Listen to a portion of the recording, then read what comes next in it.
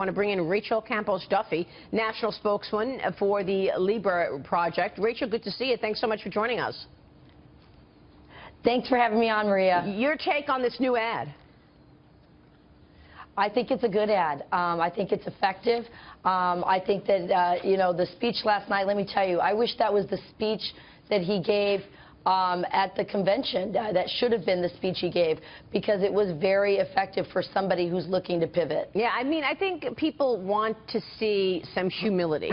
And the fact that he could come out and say, look, it was a brutal primary season. I insulted people, and sometimes you say things that you don't mean, but I regret it. It was an apology, even though he said he would never apologize for anything. So it probably is resonating.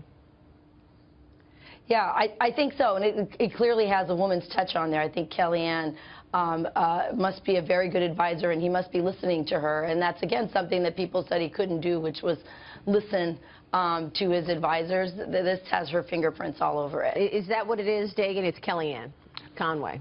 I get the. I think there are probably some cooks in there other than Kellyanne, but I get the sensation of that's where they're going with this, where Trump's got to kind of elevate himself, and then, as we were talking about, you're going to have to let the tough stuff happen with the surrogates. What an interesting day of contrast. Yesterday, Donald Trump was taking full responsibility for the things he said. Hillary Clinton was blaming Colin Powell for her email server.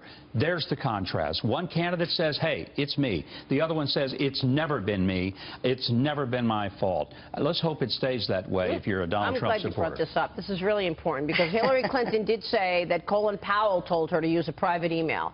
The fact is, it's not about having a private email. It's about having a private server so that you can control who sees what with the people's information, Rachel. So that's number one. Number two is, she had said that this started her, that she had this dinner with Colin Powell at the beginning of her tenure as Secretary of State. I mean, when we know that Huma Abedin told us that she set up the private server before she was Secretary of State. Rachel. Yeah, I mean, listen, she lies about her lies, and that's one of the reasons why she hasn't had a press conference, because if you're off the cuff speaking and you're having to keep track of all these lies, every time she gets in front of a camera, she trips herself up more and more and more, and we get these highlight reels, which I'm sure will come out in more ads from the Donald Trump campaign and the super PACs, showing how she lies again and again. I mean, we see the situation. I'm a mom, and I look at the situation with the swimmers in Brazil, and I go, gosh, we have a lying problem in our country, and I think people are tired of it. They want somebody that says, listen, I may not be politically correct, but I tell the truth. And I think if she wants to get her campaign back on track, she's got to take a page probably out of what Donald Trump did yesterday and just start leveling with people. Yeah, I think that's a good point. We've been talking for a long time about Donald Trump having to do these so-called reset or pivot or whatever you might want to say. I don't know. It seems to me, and I don't exactly recall, it seems to me at some point Hillary had said, or Secretary Clinton had said, that she regretted the private email server. It doesn't really sound familiar to me when I say it out loud. It just seems to me like there has to be that recognition for that sense of being genuine, and I think, as you put it, being humble. I was talking off camera. Both of my kids are rabid Bernie supporters, and the thing that they liked about Bernie was he felt they felt he was a genuine person. Honest. Right? They felt he was honest. I think authenticity is more important than any other quality in a political candidate. People don't have to agree with you. They just like for you to agree with yourself.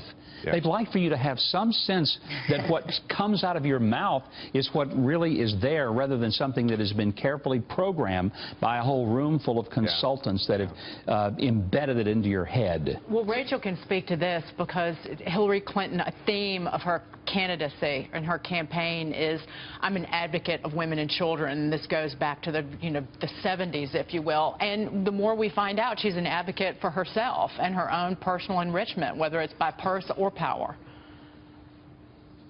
Absolutely, and I think that the fact that in the speech last night, I think one of the most effective lines that he had is, look, I've got skin in the game. I've put my own money and I don't owe anyone anything. And on the other hand, you have another candidate, by contrast, who complains that you know, they had no money when they came out of the White House, and every time they get another job in government, they come out richer and richer. So yeah. I think that he made some really good points, and I have to tell you, the way he spoke to African Americans last night, if he starts speaking to Hispanics, he really, in the same way, I think he may have an opportunity here to turn some things around. He may not be able to get, you know, the high marks that George Bush had, winning 40%, but he could gain some ground. He's at a real all-time low with 20%. And he needs to. With Hispanics in the last Fox News poll. Look, you can't win without Hispanics. He's going to meet with the Hispanic leaders in New York today. He's trying to garner support from this crucial voting bloc because he needs this voting bloc. A record 27.3 million Latinos will be eligible to vote in November, according to Pew Research. And he's trailing Hillary Clinton among registered Latino voters, according to the latest Fox News Latino poll, which shows Hillary Clinton with 66% support compared to 20% support for Donald Trump.